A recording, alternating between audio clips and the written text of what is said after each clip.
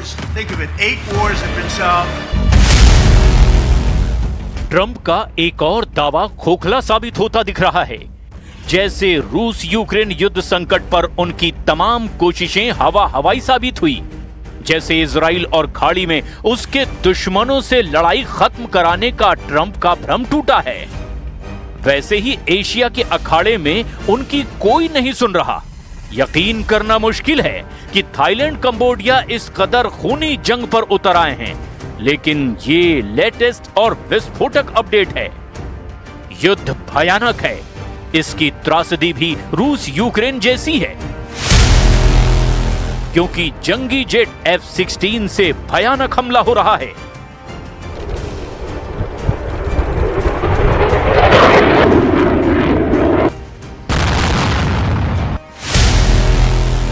टैंकों से अंधाधुंध बारूदी गोले की बौछार हो रही है।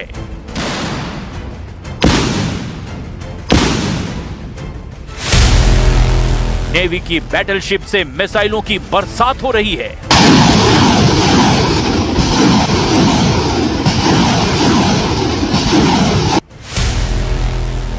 ट्रंप का दावा हवा हवाई, एशिया में छिड़ी लड़ाई।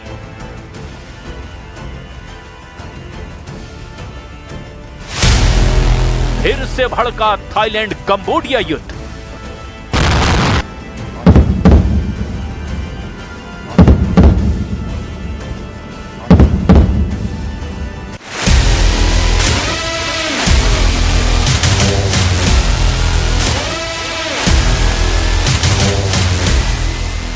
जैसे रूस यूक्रेन का विस्फोटक युद्ध हो रहा है, जैसे इजराइल खाड़ी में दुश्मनों को दहला रहा है, वैसे ही बराबर की टक्कर एशिया महाद्वीप के दो ताकतवर देशों के युद्ध में शुरू हो चुकी है। थाईलैंड कंबोडिया में भयानक युद्ध छिड़ गया है। कंबोडिया ने थाईलैंड पर 80 से ज्यादा ड्रोन हमले किए हैं। कंबोडिया की सेना नॉन स्टॉप BM-21 रॉकेट और टैंक से फायरिंग कर रही है, जिसके जवाब में थाईलैंड F-16 जंगी जेट से कंबोडिया को दहला रहा है। कंबोडिया की नेशनल डिफेंस मिलिट्री प्रवक्ता ने थाईलैंड पर युद्ध भड़काने और नागरिकों पर हमले का आरोप लगाया है। December 10, 2025, this brutal acts of aggression of the Thai military indiscriminately open fire targeting civilian area, especially primary school and hospital, and further destroy Takrabai and Pravihir Temple, the highly sacred cultural site of Cambodia and the World Cultural Heritage. Cambodia के रक्षा मंत्रालय ने Thai हमले में 11 नागरिकों की मौत और 74 नागरिकों के घायल होने की जानकारी दी है। उधर थाईलैंड ने 5 दिन की लड़ाई के बाद कंबोडिया के बड़े शहर बोइंग ट्राकून पर दबदबा बढ़ा दिया है।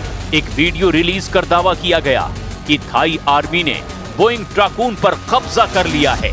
थाई सेना के जारी वीडियो में पैदल सेना बख्तरबंद गाड़ियों के साथ शहर में आगे बढ़ती दिखाई दे रही है।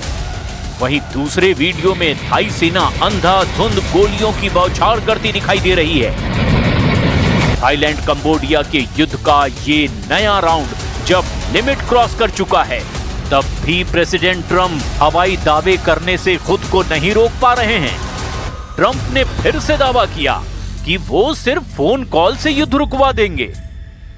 हालांकि उन्होंने ही थाईलैंड कंबोडिया के बीच 2 महीने पहले समझौता करवाने का क्रेडिट लूटने की कोशिश भी की थी।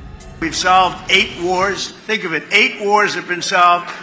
Although Thailand and Cambodia, I think I'm going to have to make a couple of phone calls on Thailand, but we'll get that one back on track. हालांकि जिस तरह का बारूदी कोहराम थाईलैंड कंबोडिया में शुरू हुआ है, उससे रूस यूक्रेन युद्ध की तरह ही एशिया महाद्वीप में युद्ध रुकवाने का ट्रंप का दावा फुस हो गया है। ट्रंप बीते दिनों से फोन कॉल से युद्ध रुकवाने का दम भर रहे हैं। उधर थाईलैंड के केयरटेकर प्रधानमंत्री अनुतिन चार्नविराकुल ने बताया कि शुक्रवार 12 दिसंबर को वो ट्रंप से कंबोडिया युद्ध पर बात करेंगे। คือรัฐบาลทุกรัฐบาลก็จะหมด วาระไปเมื่อคณะรัฐมนตรีชุดใหม่เข้าเฝ้าถวายสัตย์ก็นับดูก็แค่ 5-6 เดือนเอง थाईलैंड ने 8 दिसंबर को कंबोडिया पर हवाई हमले शुरू किए थे। थाईलैंड ने अपने एक सैनिक की मौत के आरोप पर हमला शुरू किया था। कंबोडिया पर युद्ध समझौते तोड़ने के आरोप लगाकर थाईलैंड जंगी जेटों से बारूद बरसाने लगा और इसके जवाब में कंबोडिया ने भी पूरी ताकत झोंक दी है। जबकि सिर्फ कुछ दिन की लड़ाई में 6 लाख से ज्यादा लोगों को दर-बदर होना पड़ा है। ये तस्वीरें थाईलैंड कंबोडिया बॉर्डर की है। कंबोडियाई डिफेंस मिनिस्ट्री ने ताजा झड़प के बीच 1 लाख से ज्यादा ग्रामीणों के घर से भागकर सेफ जोन में जाने की पुष्टि की है। टैंक, आर्टिलरी और रॉकेट हमलों से बचने के लिए लोगों ने टेंट में गुजर बसर शुरू कर दिया है। थाईलैंड और कंबोडिया के बीच 817 किलोमीटर बॉर्डर को लेकर एक लंबे अरसे से टकराव है, लेकिन युद्ध का नया राउंड 28 मई 2025 से शुरू हुआ, जब थाई सैनिकों के साथ गोलीबारी में कंबोडिया का एक सैनिक मारा गया। इससे टेंशन इतनी बढ़ी कि 23 जुलाई 2025 को थाईलैंड ने कंबोडिया से अपने राजदूत को वापस बुला लिया और कंबोडिया के राजदूत को देश से निकाल दिया। थाईलैंड के फैसले से बॉर्डर पर तैनात दोनों सेनाएं भिड़ गई हैं। बारूदी झड़प में दोनों तरफ से सैनिक घायल भी हुए हैं। एक दिन बाद 24 जुलाई 2025 को थाईलैंड ने F-16 जंगी जेट से कंबोडिया के मिलिट्री अड्डे पर बमबारी शुरू कर दी। लड़ाई में जब मेड इन अमेरिकी जंगी जेट इस्तेमाल हुआ तब ट्रंप के कान खड़े हुए, लेकिन तब तक बहुत देर हो चुकी थी। कंबोडिया ने थाईलैंड पर पलटवार शुरू कर दिया। फ्रंट लाइन पर भारी आर्टिलरी फायर और रॉकेट हमले से कंबोडिया ने दमखम दिखाया। 2 दिन तक दोनों तरफ से जबरदस्त हमले होते रहे। आखिरकार 26 जुलाई 2025 को डोनाल्ड ट्रंप ने थाईलैंड और कंबोडिया के लीडर से बात की। ट्रंप ने टैरिफ की धमकी देकर मामला किसी तरह शांत कराया। इसके बाद 28 जुलाई 2025 को मलेशिया, यूनाइटेड स्टेट्स और चीन की पहल पर मलेशिया के पुत्रजया में समझौता हुआ। फिर 26 अक्टूबर 2025 को थाईलैंड और कंबोडिया के नेताओं ने ट्रंप की मौजूदगी में सीज फायर डील पर साइन किए। कंबोडिया ने समझौते का एहसान उतारने के लिए ट्रंप को नोबेल शांति पुरस्कार के लिए नॉमिनेट तक कर दिया, मगर युद्ध की आग धधक रही थी। थाईलैंड कंबोडिया की सरहद हर गुजरते दिन सुलगती जा रही थी। नवंबर के महीने में कई बार टकराव हुए। दिसंबर के पहले हफ्ते में भारी सैन्य तैनाती शुरू हो गई। 8 दिसंबर से फिर दोनों देशों के बीच बारूदी टकराव शुरू हुआ, जो अब आर पार का युद्ध बन चुका है।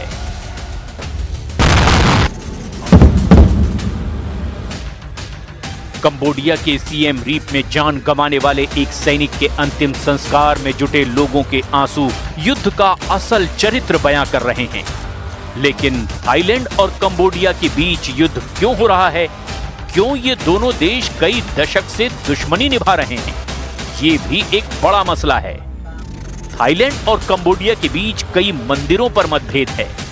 दोनों देशों के अपने अपने दावे हैं, जिनमें एक शिव मंदिर को लेकर के 7 दशकों से विवाद है।